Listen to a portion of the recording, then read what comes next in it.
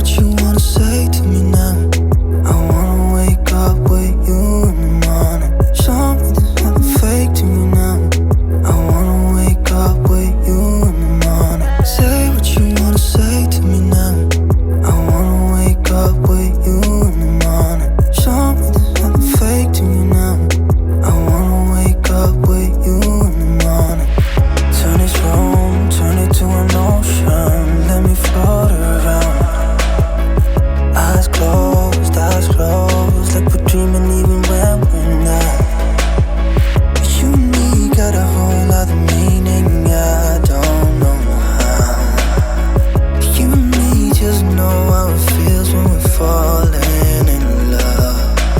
Say what you wanna say to me now. I wanna wake up with you in the morning. Show me there's nothing fake to me now. Good morning বন্ধুরা, আমি Pamela P Barnwal ব্লগে আপনাদের সকলকে স্বাগত। আমরা চলে এসেছি সকাল সকাল। ভাবছেন কোথায় চলে এসেছি? সেজে গুজে পুরো ফ্যামিলি নিয়ে তো চলে এসেছি মুর্শিদাবাদে। এখানে আমার মাসির বাড়ি। প্রথমে গেছিলাম মাসির বাড়িতে, তারপরে চলে এসেছি আমরা হাজারদুয়ারিতে।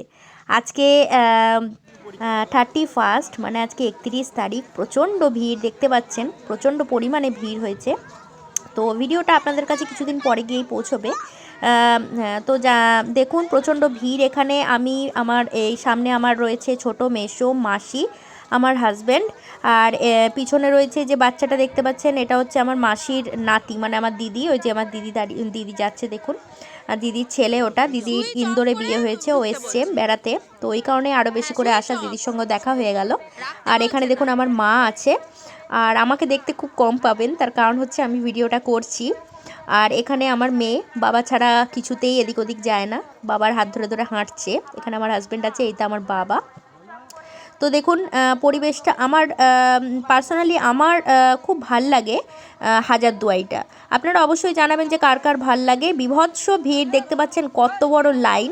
তো আমার যে ছোটো মাসির ছেলে আছে, ছোট ছেলে ভাই আমার, তো ভাই অনলাইনে ভাগ্যিস টিকিটটা কেটে দিয়েছিল, নাহলে প্রচণ্ড দেরি হয়ে যেত আমাদের। কেন এত লাইন দিয়ে টিকিট কাটা সম্ভব নয়। যেহেতু টিকিট কাটা ছিল সেই জন্য সঙ্গে সঙ্গে গিয়ে লাইনে দাঁড়াতে পেরেছি, নাহলে টিকিট কাটার জন্য আলাদা আবার লাইন দিতে হতো, তারপরে ওই লাইন শেষ হতো, তারপরে গিয়ে আবার এমনি লাইনে ঢোকার জন্য দাঁড়াতে হতো। আর ওখানে বারবার অ্যানাউন্সমেন্ট করছিল যে আপনারা ফোন ভিতরে কেউ অন রাখবেন না, ফটো তুলতে পারবেন না। তাই ভিতরের পরিবেশটা আপনাদের দেখাতে পারবো না, তার কারণ ফোনটা ভিতরে অন করতে দেবে না, আর ফোন সুইচ অফ করে দিতে বলেছিল। তো আমরা সুইচ অফ করিনি, আমরা সাইলেন্ট করে দিয়েছিলাম, ফোনটা সুইচ অফ করিনি। আর তারপরে দেখুন অনেক কষ্ট করে ভিতরটা দেখে বাইরে এসছি। এসে এখন অনেক দিকেরই গেট মোটামুটি বন্ধ করে দিয়েছে, বাইরের দিকে বেরিয়ে এসছি। দেখুন প্রচণ্ড ভিড়। খুব ইচ্ছে ছিল ঘোড়ায় গাড়িতে ওঠার, কিন্তু আমার মেয়ে খুব ভয় পাচ্ছিল, আর আমারও পার্সোনালি খুব ভয় লাগে। আপনারা হয়তো হাসবেন যে এত বড় মেয়ে বলছে ভয় লাগে। এটা আমার দেখুন ছোট মাসি।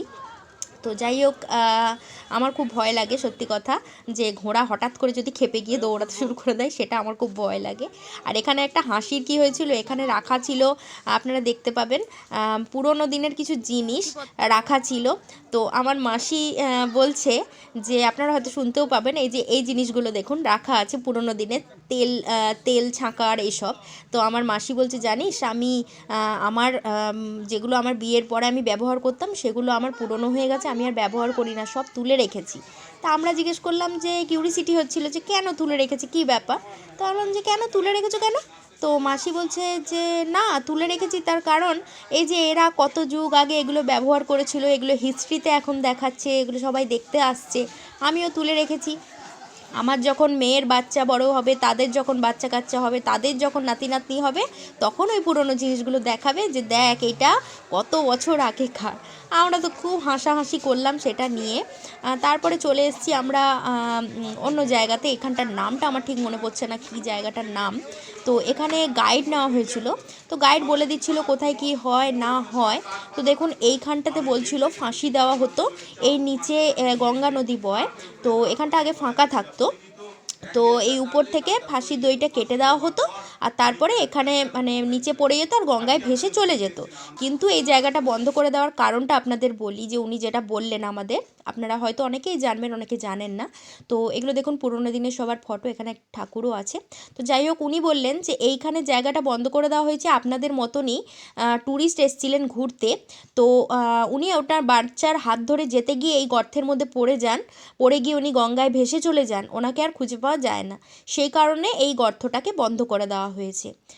মানে ফাঁসির যে জায়গা দিয়ে বয়ে যেত সেই জায়গাটাকে বলছি আমি।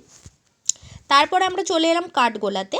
কাঠগোলাতে প্রথমেই প্রচণ্ড খিদেতে পেট চুচু করছিল, কোনো হোটেল খালি পাচ্ছিলাম না। আর আমার তো বাইরে গেলে ভাত খেতে খুব ঘেন্নাই করে, কোথায় কেমন কী খাবার দেবে, কী চাল দেবে তার নাই ঠিক। সেই জন্য বাইরে আমি খুব কমই ভাত জাতীয় জিনিস খুব কমই খাই।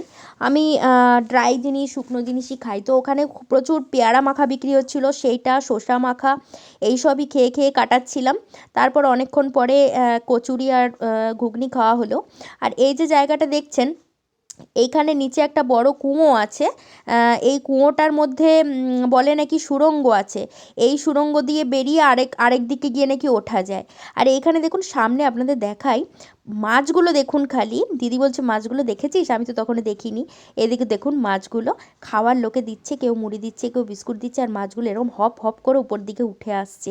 মানে এত সুন্দর দৃশ্যটা লাগছিল যে মানে না দেখালেই নয় আপনাদেরকে। দেখুন মাছগুলো কত কাছে, আর ভীষণ বড় বড় মাছ এগুলো, মানে একদমই ছোট নয়, অনেক বড় বড় মাছগুলো।